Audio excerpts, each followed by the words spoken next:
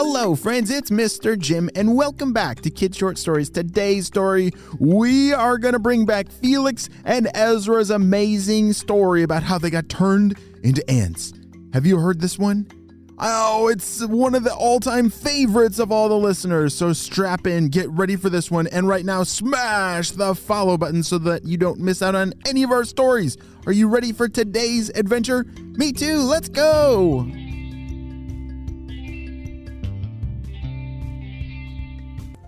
Felix and Ezra were at the beach. They were having so much fun. And do you know what they were doing? They were building giant sandcastles and having a really great day. The sun was out and it was warm and there were a lot of people on the beach, all having a ton of fun. And then all of a sudden, "What's that over there?" Felix said. There was a big truck backing up to leave this ginormous package. It was like as big as a house in the middle of the beach. That is very strange. Ezra looked over and grabbed her binoculars and started to look closer and, wait a second, they're taking the package off and that looks like a giant fountain. That's so cool. It has slides and sprinklers and wait, what are they pouring into that? Ezra and Felix could not believe their eyes. Yes, it was a big fountain and kind of like a little water park that they had set up on the beach. But they were not putting water inside. It was a water park made of chocolate. This is so cool, Felix shouted. They had never seen anything like this before. Have you ever seen a chocolate water park before? Me neither. That would be so amazing to go down a chocolate water slide. Wow. Immediately, everyone on the beach started running for this very fun thing. And everyone was slipping and sliding around in the chocolate.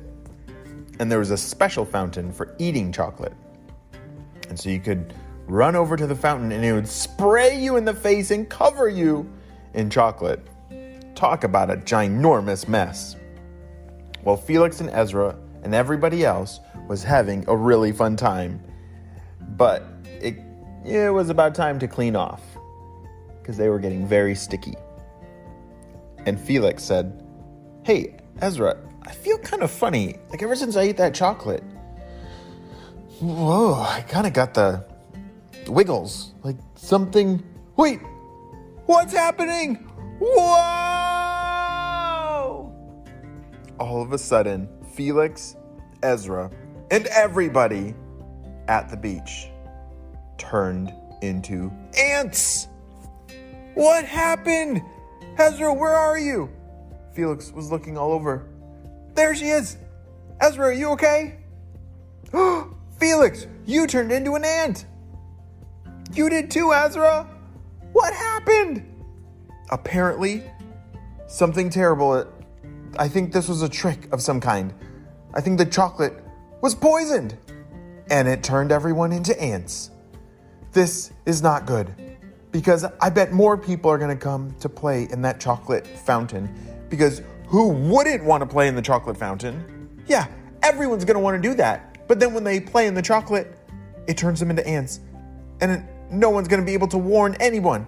Pretty soon the whole world is going to turn into ants. Felix, what in the world are we going to do? Everyone is walking around this beach. And, oh no, people are coming. They're going to step on us. Hurry, hide. Pretty soon, all the ants started to work together to build, some kind of little ant home. And so they buried themselves under the sand in this little underground sandcastle. And everyone was panicking. Felix and Ezra, they were scared, but they were choosing to be brave to figure out what on earth had happened. You see, they didn't know this yet, but there was a sea monster who lived in the ocean who had been planning this trick for a very long time. And the sea monster was trying to take over the world by turning everyone into ants, and he had put the ant changer poison into the chocolate, and it was up to them to figure out a way of how to change it back. Later that day, Felix and Ezra were looking around, and it was so sad to see all the people that would go into the chocolate fountain immediately turn to ants. There was nothing they could do to warn and stop all the other people from coming. It was just a matter of time before the entire world had turned into ants. Ezra, I think I have an idea. Yeah, remember there was like some trucks that brought this big thing onto the beach this morning. Do you remember that? Oh yeah. Well, I bet if we follow the tracks from those trucks on the beach, I bet we could figure out like where they came from, and maybe that would give us a clue. And so Felix and Ezra started on a journey to follow the tracks in the sand that the trucks left behind. This was going to be a very long journey because are ants very fast? Not at all. So it took them many days, but they never gave up. Finally, they followed the tracks all the way back to a secret laboratory that was right next to the ocean.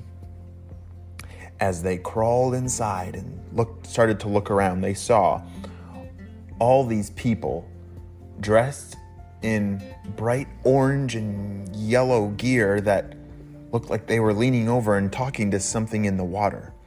Let's get closer, Felix said. As Felix and Ezra snuck closer, it was a good thing they're ants because, they could sneak very close without ever being spotted, right? Yeah. And as they got closer, they saw something in the water. What is that thing? It looks ginormous. It's got spikes all over it and, oh goodness, it looks like a ginormous squid. Whoa. This was a giant squid. Giant squid are so big. Some of them can be longer than your house. Whoa. And this one was the biggest squid of them all. And he talked like this. So everybody, are you ready to listen to me? I guess that big squid had a very little voice. Yeah, so what my plan is, everyone's gonna turn into ants, and then I will take over the world. Ha ha ha ha ha. But we have to protect that red button over there, because if that red button gets pushed, the plan will not work, and it will turn all the ants back into people. So, don't let anyone near that red button over there. Got it? Felix and Ezra, I think, just discovered the clue of how to fix everything. There was a red button over there. That was some kind of like self-destruct button that would end the plan that this creature had been planning. And I don't know why bad guys always put a red button like that over there. Seems kind of silly, but that's the button we gotta push. So Felix and Ezra had a plan. They knew that they were not big enough to push that red button. 2 ants are not very strong. But you know what? 1,000 ants, I think, are very, very strong. So Felix and Ezra hurried back to the beach as fast as they could, which was not very fast. But when they got there, they told all the other ants the plan, and they started to head back to the lab.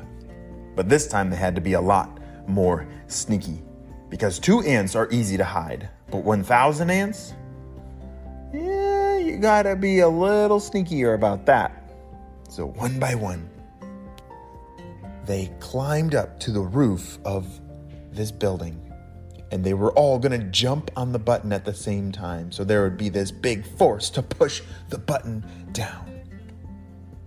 And one by one, they got into position, and Felix and Ezra said, all right, on the count of 3, we're all gonna jump on that red button, and I think with 1,000 ants, there will be enough force to push it down. Are you ready?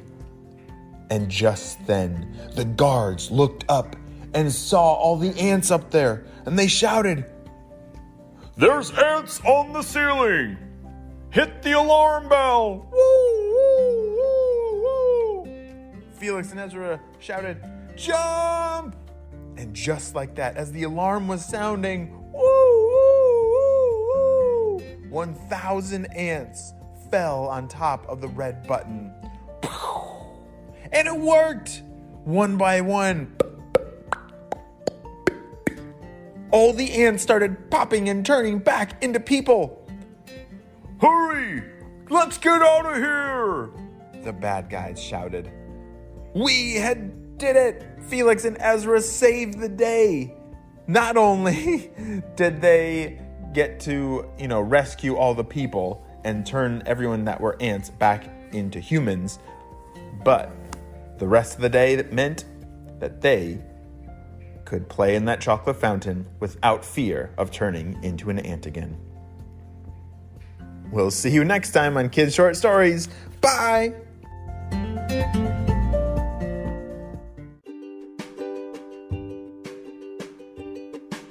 Great job. You listened all the way to the end, and you know what time it is. It's time for Kid Shout Out. I want to say hey to Grayson from Oregon, Kian from Singapore, Prisha from India, Arthur from Long Island, Odin and Willa from Maine, and Jude from Ontario. I'm so glad that you're all on the Kid Short Stories family and on our spy team. We could not stop Dr. Stinky Breath without you, my friends. Well, you have a super duper day, and I will see you on our next adventure.